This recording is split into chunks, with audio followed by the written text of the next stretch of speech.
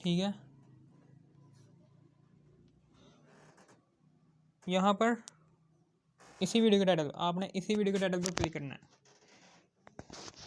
इसी वीडियो के टाइटल पर क्लिक करने के बाद इसी वीडियो के डिस्क्रिप्शन में जाना है। इसी वीडियो के डिस्क्रिप्शन में जाने के बाद इसी वीडियो का पार्ट 1 भी देख लेना और पार्ट 2 भी देख लेना। किसका? काउंटर करंट एक्सट्रैक्शन का। ये काउंटर करंट एक्सट्रैक्शन का पार्ट 3 है। काउंटर करंट एक्सट्रैक्शन का कौन सा पार्ट है? पार्ट 3। ठीक है ना, समझ आ गई।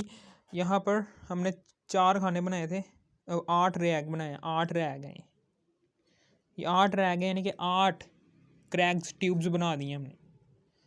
ठीक है ना, 16 सॉल्यूट के पार्टिकल्स हमने डाले हुए हैं इसके अंदर।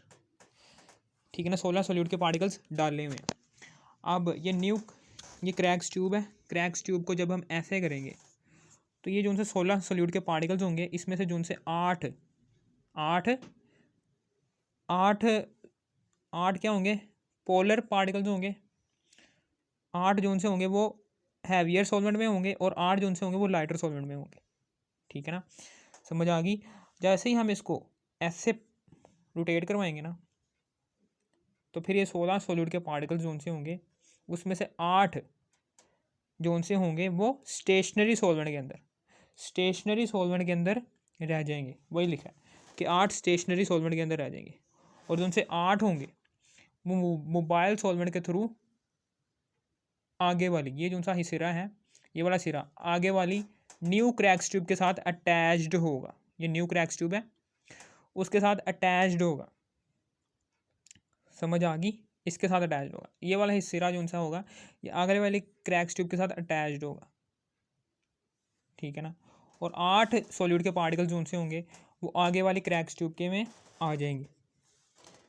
ये लो, ये 8 स्टेशनरी में रह गए और 8 मोबाइल सॉल्वेंट के थ्रू आगे वाली क्रैक्स ट्यूब में पास थ्रू हो गई, ये न्यू में आ गई। ठीक है ना, यानी कि पुरानी वाली में 8 रह गए और 8 आगे वाली में ट्रांसफ़र हो गए। अब इसको भूल जाओ, अब इसकी बारी, इसको भूल जाओ। ठीक है ना, स्टेशनरी को भूल जाओ। जो सा काम चलाना है जिसने, वो इसने चलाना है, मोबाइल इस वाले ने। अब ये जो सी न्यू क्रैक्स ट्यूब होगी इसके अंदर जो से सॉल्यूट के पार्टिकल्स होंगे, जैसे हम इसको ऐसे रोटेट करवाएंगे, न्यू क्रैक्स ट्यूब में को, तो फिर क्या होगा? तो फिर इसमें से 4, इसमें से इस 8 में से 4 जो उनसे होंगे, मोबाइल सॉल्वेंट की बात कर रहा हूँ, ये मोबाइल सॉल्वेंट में से 8, ठीक है ना, उसमें से 8 जो उनसे होंगे, 4 जो उनसे होंगे स्टेशनरी में रह जाएंगे। 4 जो उनसे हैं वो स्टेशनरी सॉल्वेंट में रह गए। 4 जो उनसे हैं वो स्टेशनरी सॉल्वेंट में रह गए हैं। 8 ये आ गए। ठीक है ना, ये 8 है, ये 8 इधर आ गए। 8 जो उनसे हैं ये आगे, 8 में से 8 सॉल्यूट के पार्टिकल्स में से जो से 4 सॉल्यूट के पार्टिकल्स होंगे वो, ठीक है ना, वो आगे ट्रांसफ़र हो जाएंगे। यानी कि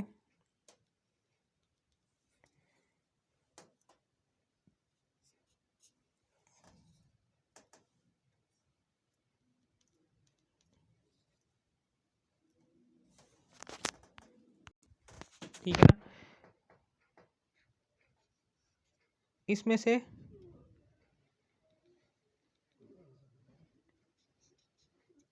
4 आगे ट्रांसफ़र हो जाएंगे। 4 जो उनसे हैं वो स्टेशनरी सॉल्वेंट में रह जाएंगे और 4 जो उनसे वो मोबाइल सॉल्वेंट के थ्रू आगे पास थ्रू हो जाएंगे न्यू क्रैक्स ट्यूब में। इस 4 को भूल जाओ, न्यू क्रैक्स ट्यूब में अब 4 आ चुके हैं। ठीक है ना, समझ आ गई? यानी कि यहाँ पर न्यू क्रैक्स ट्यूब के अंदर अब ये 4 है, इधर आ गए 4। ठीक है,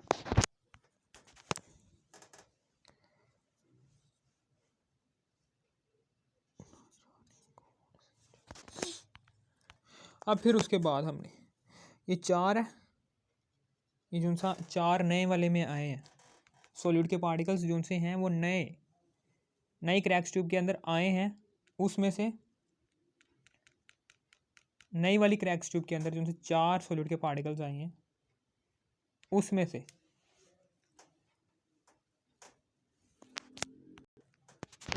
4 ये आ गए। अब फिर उसके बाद इसको हम फिर से ऐसे रोटेट करेंगे, न्यू क्रैक्स ट्यूब को फिर हमने इसको ऐसे रोटेट किया।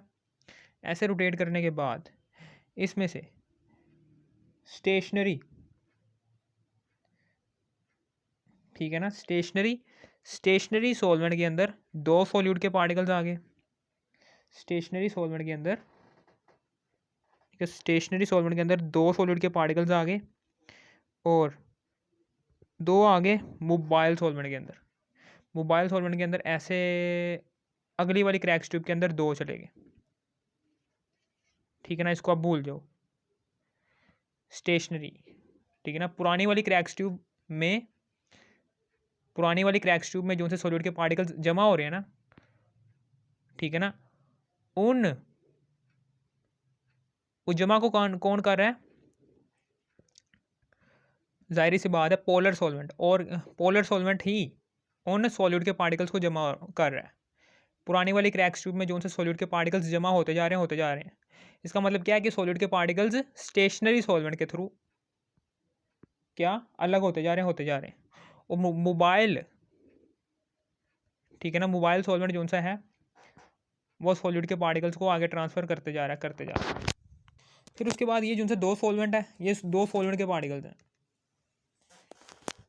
अब 2 जो से हैं वो इधर आ गए हैं, 2 सॉल्यूट के पार्टिकल्स इधर आ गए, 2 सॉल्यूट के पार्टिकल्स इधर आ गए नई वाली क्रैक्स ट्यूब में।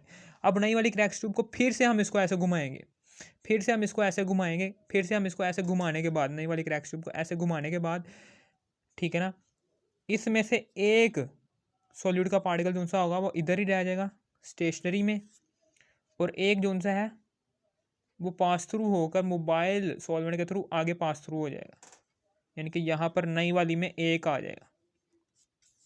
समझ आ गई? मेरे कहने का मतलब क्या है कि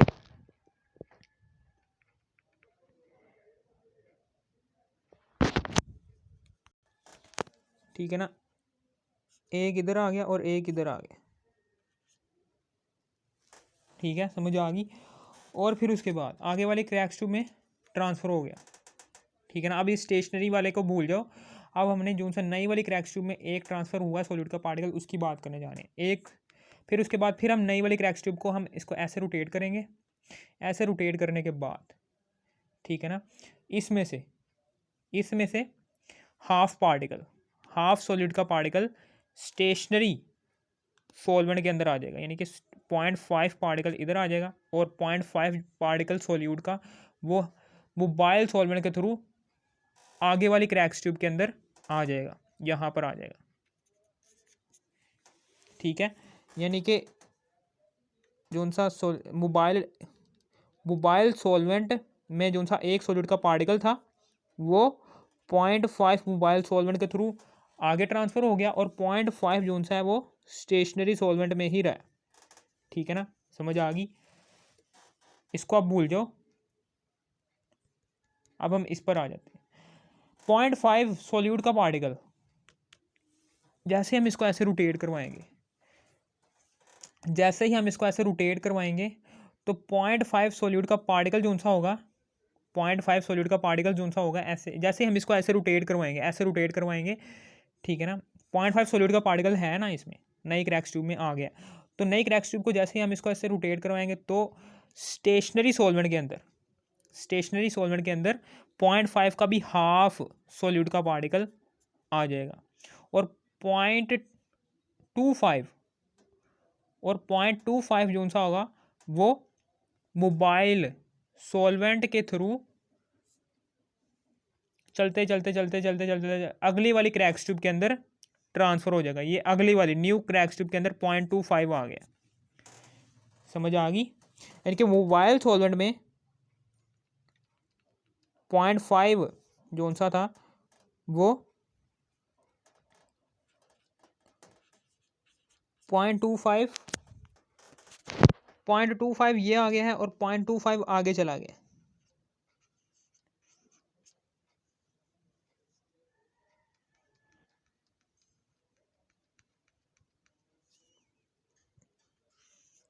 ठीक है, यानी कि 8 4 2 1 0.5 ये और 0.25 इधर आ गया और इसका 0.25 आगे चला गया।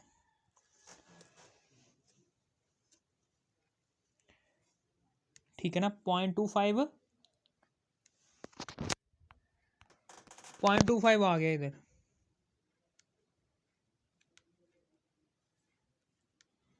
ठीक है, अब इस 0.25 जो सा आगे ट्रांसफ़र हुआ है मोबाइल सॉल्वेंट के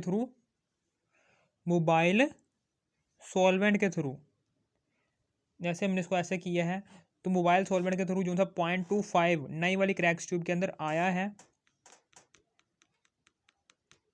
उसकी मैं बात करने जा रहा हूँ। नई वाली क्रैक्स ट्यूब के अंदर जो सा 0.25 आया है, उसकी मैं बात करने जा रहा हूँ। ठीक है ना, जब हम नई वाली क्रैक्स ट्यूब को फिर से हम ऐसे रोटेट करवाएंगे तो स्टेशनरी सॉल्वेंट के अंदर 0.125 सॉल्यूट आ जाएगा।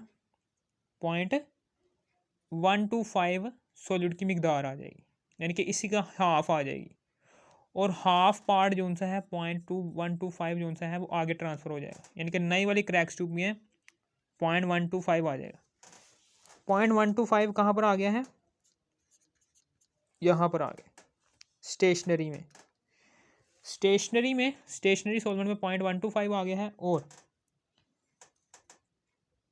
आगे वाली क्रैक्स ट्यूब में चूँकि हम 8 रैग इस्तेमाल कर रहे थे, ठीक ना, तो 8 रैग में हम ऐसे ही करेंगे, यानी कि जो सा 4 रैग हमने इस्तेमाल कर लिए, तो बाकी के 4 रैग जो उनसे रह गए हैं वो भी इसी तरीके से होंगे। 8 ये हैं, 8 में से स्टेशनरी को नहीं छेड़ेंगे, जो उनसा मोबाइल होगा, मोबाइल में से 4 जो उनसे वो आगे ट्रांसफ़र होंगे। ठीक है ना, और फिर उसके बाद 4 जो उनसे हैं ये,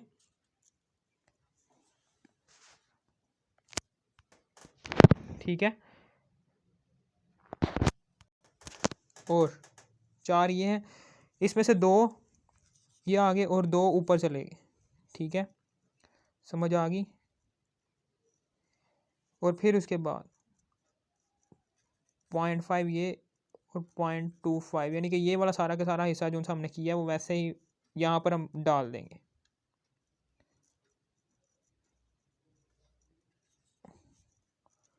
टू 1 8 4 2 1 0.5 और 0.25 और 0.125 और 0.25 ये वैसे के वैसे आ जाएंगे। ये इक्विलिब्रियम, ये 8 रैग जो से 4 रैग थे वो ऐसे वैसे ही हमने यहाँ पर छाप दिए बाकी के 4 रैग्स में। ठीक है ना, अब उसके बाद हमने अंदाज़ा लगाना चाहते हैं कितने सॉलिड के पार्टिकल्स अलग हो चुके हैं। ठीक है ना, तो हम कैसे अंदाज़ा लगाएंगे कि स्टेशनरी सॉल्वेंट जो सा स्टेशनरी सॉल्वेंट है, कौन सा सॉल्वेंट है, स्टेशनरी सॉल्वेंट है,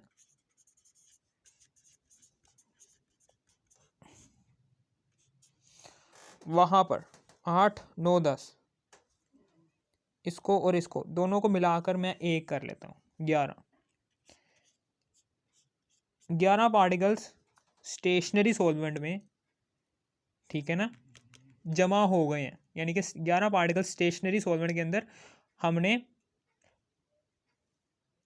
अलग अलग कर लिए, यानी कि जो उनसी पुरानी वाली क्रैक्स ट्यूब थी, पुरानी वाली क्रैक्स ट्यूब में जो उनसे स्टेशनरी सॉल्वेंट्स यहाँ पर जमा हो रहे थे, पुरानी वाली क्रैक, मेरी बात ज़रा ध्यान से सुनना, कि पुरानी वाली जो उनसी क्रैक्स ट्यूब्स थी उनको जब हम रोटेट कर रहे थे तो जो उनसे स्टेशनरी सॉल्वेंट यहाँ पर जमा होते जा रहे थे ना पुरानी वाली क्रैक्स ट्यूब के अंदर, उसकी मैं बात करें कि पुरानी वाली क्रैक्स ट्यूब के अंदर जो उनसे स्टेशनरी सॉल्वेंट जमा होते जा रहे थे, उनके अंदर सॉल्यूट के पार्टिकल्स जमा होते जा रहे थे होते जा रहे थे होते जा रहे थे, वो 11 पार्टिकल जमा हो गए हैं पुरानी वाली क्रैग्स ट्यूब में स्टेशनरी सॉल्वेंट के थ्रू 11 पार्टिकल्स जमा हो चुके हैं। और मोबाइल सॉल्वेंट जो सा आगे पहुंचा रहा था पार्टिकल्स को, मोबाइल सॉल्वेंट ने कितने पार्टिकल्स को अलहदा किया है? जाहिर सी बात है कि 16 लिए थे पार्टिकल्स। 16 में से अगर 11 स्टेशनरी सॉल्वेंट ने अलग कर लिए हैं पार्टिकल्स, तो जाहिर सी बात है कि मोबाइल सॉल्वेंट ने 16 में से माइनस करेंगे 11 को, ठीक है ना, तो कितना 12 13 14 15 16 5 आ जाएगा, यानी कि 5 पार्टिकल्स इसने अलग कर लिए हैं।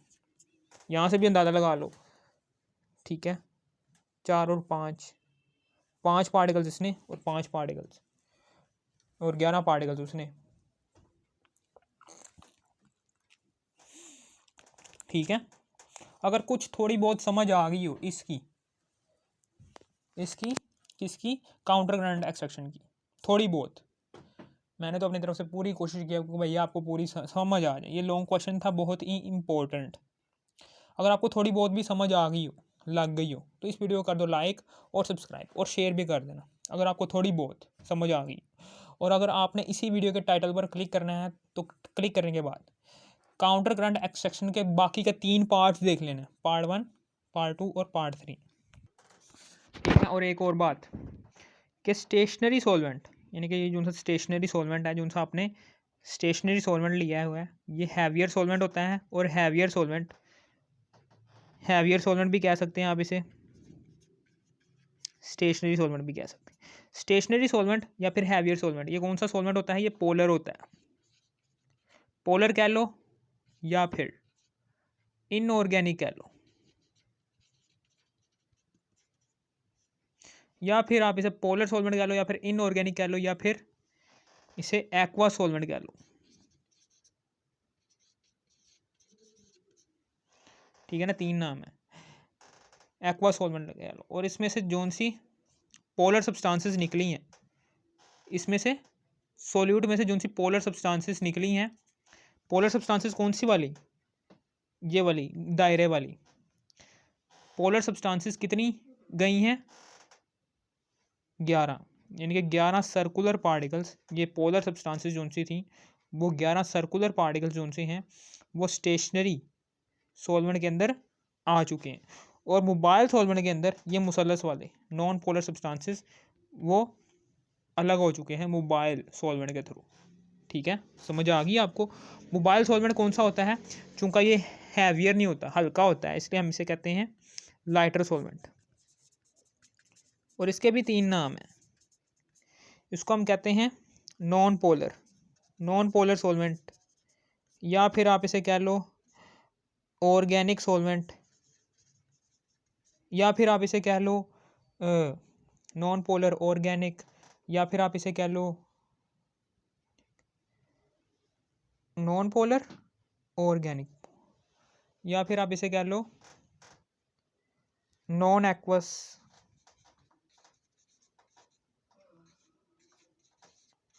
ठीक है ना, लाइटर सॉल्वेंट के थ्रू।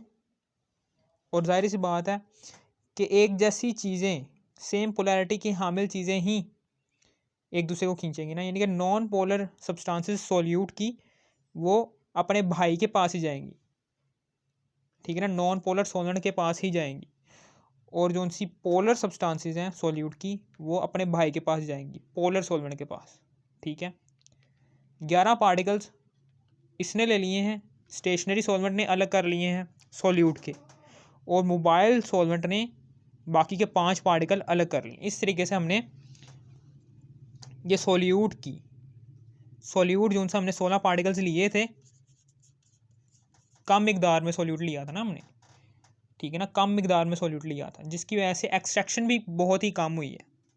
ये देखें एक्सट्रैक्शन देखो कितनी, मोबाइल सॉल्वेंट ने सिर्फ और सिर्फ 5 पार्टिकल्स को सॉल्यूट के सिर्फ और सिर्फ 5 पार्टिकल को एक्सट्रैक्ट किया है।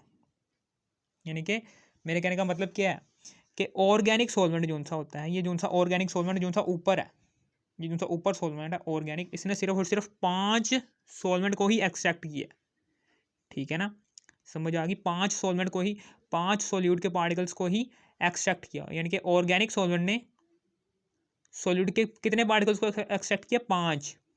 और जबकि एक्वस सॉल्वेंट ने सॉल्यूट के कितने पार्टिकल्स रखे हैं अपने पास, 16 और 11, ठीक है ना। अब ये देखें यहाँ पर ऑर्गेनिक ऑर्गेनिक सॉल्वेंट ने सॉल्यूट के पार्टिकल्स कम रखे हैं, यानी कि यहाँ पर इसकी मिकदार क्या है, कम, ठीक है ना। यानी कि ऑर्गेनिक सॉल्वेंट ने सॉल्यूट की मिकदार क्या रखी है, कम रखी है, जिसकी वजह से डिस्ट्रीब्यूशन वैल्यू क्या हो गई है, कम हो गई, डिस्ट्रीब्यूशन रेशो कम हो गई है, ठीक है ना। यानी कि मेरे कहने का मतलब क्या है कि जब आप 5 को डिवाइड करेंगे 16 से और 11 से, 5 को हम अंदर रखेंगे क्योंकि 5 बाहर है ना, 5 को अंदर रखेंगे, 11 बाहर, तो 0 पॉइंट, तो यहाँ पर एक 0 लगा देंगे। 11 चौका 44, 6 आ गया और यहाँ से 0 आ गया, ठीक है ना। और 11 पचे 55, 60 में से 55 गए, 5 आ गया, 60 में से 55 के 5 आ गया, फिर 0 पॉइंट लगाया हुआ है ना, यहाँ पर भी 2 0 पॉइंट लगाया हुआ है, तो फिर यहाँ पर फिर 11 चौके 44,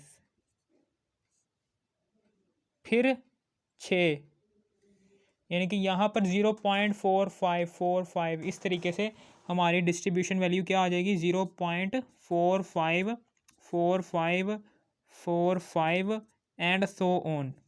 इतनी ज़्यादा छोटी डिस्ट्रीब्यूशन वैल्यू आई है, इतनी ज़्यादा छोटी डिस्ट्रीब्यूशन वैल्यू रखने वाले सोल्यूट के पार्टिकल्स को, पोलर और नॉन पोलर पार्टिकल्स को अलग करना हो ना, तो उसके लिए हम बैच एक्सट्रैक्शन का यूज़ नहीं कर सकते, क्योंकि उसमें बहुत ज़्यादा सॉल्यूट की मिकदार को एक्सट्रैक्ट किया जाता है, जबकि यहाँ पर तो सॉल्यूट की मिकदार ही बहुत कम एक्सट्रैक्ट हुई है।